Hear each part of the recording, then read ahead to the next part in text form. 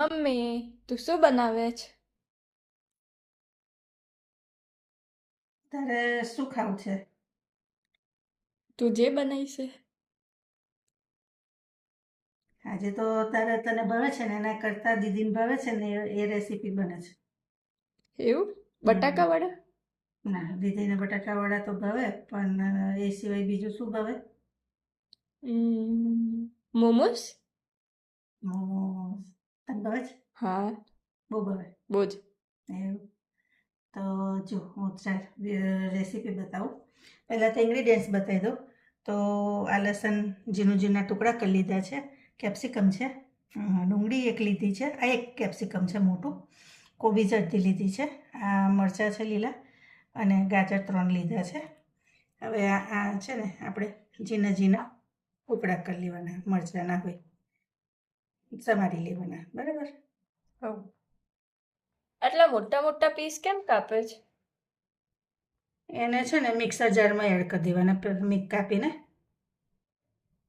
આને pulse mode પર પીસી લેવાનું. એટલે આપણે છે ને બહુ મહેનત જાજી કરવી ના પડે. આપણે તો સહેલી રીતે શીખવાડવાનું, બરાબર ને? હા. આવી રીતે પલ્સ મોડ પર તો જો પલ્સ મોડ પર કરીએ ને તો આવી રીતે દરદરું રહે, બરાબર. તમારી પાસે પેલું કટર હોય ને તો કટરમાં પણ કરી શકો. તો જો આપણે જેવી રીતે કોબીજને કરી લીધી ને પલ્સ મોડ પર, એવી રીતે આ ડુંગળી, ગાજર, કેપ્સિકમ બધું એક હાથે જ આપણે કરી દઈશું. અલગ અલગ નહીં કરીએ. કોબીજમાં કેવું કે પાણી વધારે હોય ને એટલે આપણે અલગથી એટલે કરવાનું કે વધારે પાણી લાગે ને તો પાણી નિતારી લેવાય, બરાબર. પણ આ બધામાંથી આપણે એવું નહીં કરી શકીએ, એટલે આવી રીતે કરીશું. તો જુઓ, આવી રીતે સરસ કરી લીધું છે. અને આમાં થોડું પાણી હતું ને તો મેં કાઢી લીધું છે, નિતારીને લીધું છે, બરાબર. એટલે થોડોક કોરો માવો થાય. અને આ કોબીજ બધી અંદર એડ કરી દેવાની. હવે એનો વઘાર કરી લઈએ. તો જો કઢાઈમાં 1 ચમચી તેલ એડ કર્યું છે. હવે જો લસણ ને મરચું હતું ને એને આપણે અંદર એડ કરી દેવાનું.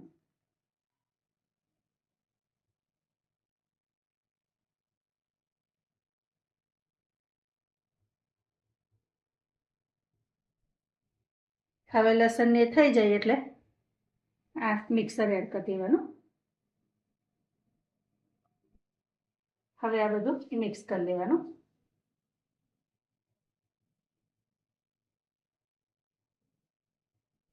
હવે એમાં મરી પાવડર એડ કરી દેવાનો.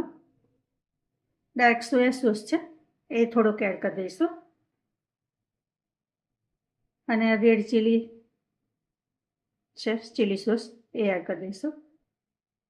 હવે આ બધું મિક્સ કરી લેવાનું. આને મીડિયમ તાપે રાખવાનું. હવે એમાં ટેસ્ટ પ્રમાણે મીઠું એડ કરી દેવાનું. આમાં મીઠું થોડુંક ઓછું જ રાખવાનું તમારે. હવે આ બધું એકવાર ફરી મિક્સ કરી અને ગેસની ફ્લેમ આપણે બંધ કરી દઈશું. થઈ ગયું છે આપણું. અને આ છે ને અધકચરું જ થવા દેવાનું, બહુ ચડી જાય એવું નહીં કરવાનું, બરાબર. તો આપણે હવે ગેસની ફ્લેમ બંધ કરી દઈશું. તો જો હવે આ મેદાનો લોટ લીધો છે. તમારે લોટ બાંધો જેટલી જરૂર હોય એ પ્રમાણે બાંધવાનો. અંદર આપણે મીઠું એડ કરીશું.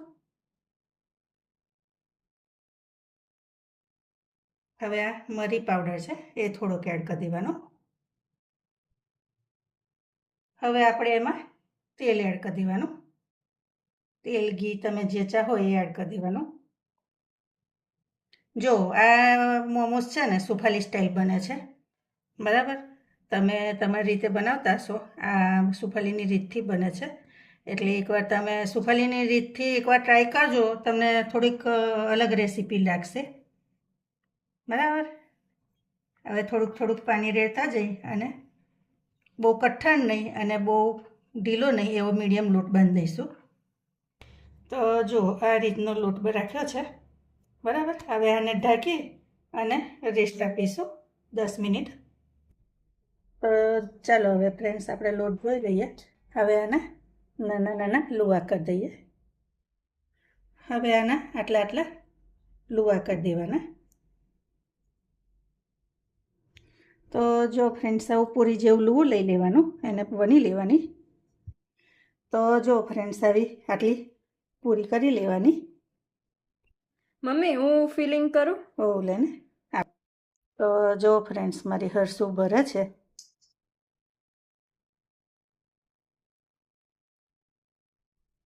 એ થોડા ચીઝ ક્યુબ પણ એડ કરે છે અંદર, એને ચીઝવાળા ખાવા છે એટલે.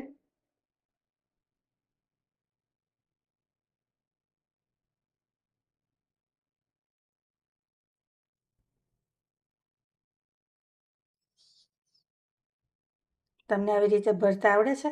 ચોક્કસથી કહેજો. મને આટલી એના જેટલી સરસ તો મને નહીં આવડતી. હા, જુઓ, જોયું? સરસ કરી છે ને? તમારા હરસુ માટે કોમેન્ટ ચોક્કસથી કરજો. ચાલો એવી રીતે બીજા ભરી લઈએ. તો જો ફ્રેન્ડ્સ, મારા હરસુએ બધા મોમોઝ ભરી લીધા છે. હવે એને બાફા મૂકી દઈએ. તો પાણી તપવા મૂકી દીધું છે અને આ ગ્રીસ કરી લીધી છે ડીશને, અને ઉપર તેલ ચોપડી દીધું છે. હવે આને બધા મોમોસને આપણે મૂકી દઈએ.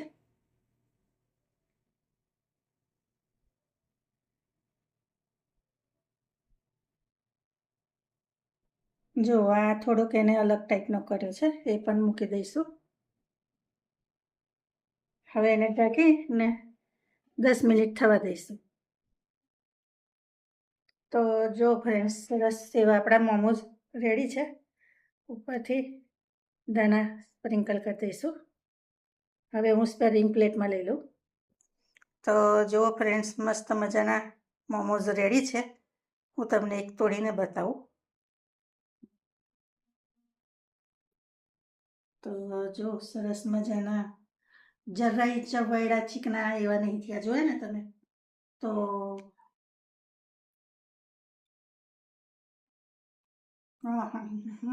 બહુ જોરદાર, ખરેખર બહુ સરસ બન્યા છે. તમે આ રેસીપી એકવાર ચોક્કસથી ટ્રાય કરજો અને મારી રીતથી કરજો. ચાલો, નવી રેસીપી સાથે ફરી મળીશું. Thank you.